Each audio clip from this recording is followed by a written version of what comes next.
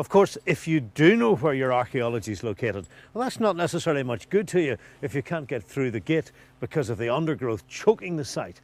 And that was the case in this wonderful old churchyard up until a short time ago. This is Wallworth Old Church at Ballykelly in County Derry, built nearly 400 years ago to serve the plantation population associated with the nearby Wallworth bomb.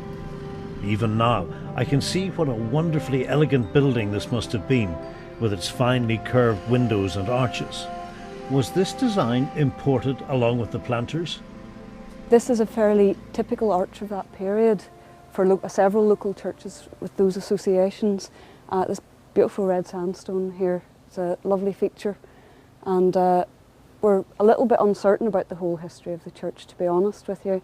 It seems to have been destroyed, rebuilt, remodelled, and had several additions put onto it. But it might actually occupy the site of an earlier church, so there's a little bit of mystery to the place as well.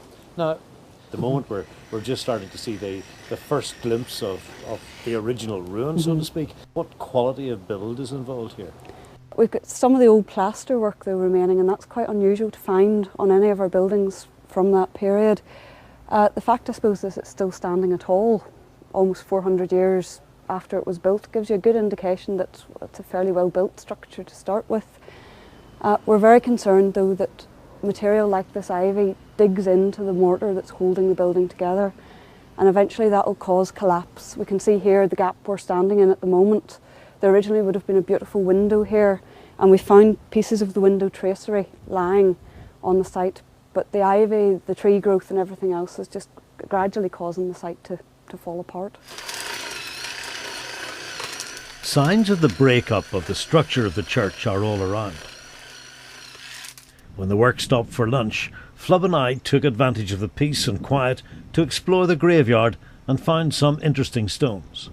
It's clear many of these are actually worked sandstone taken from the church.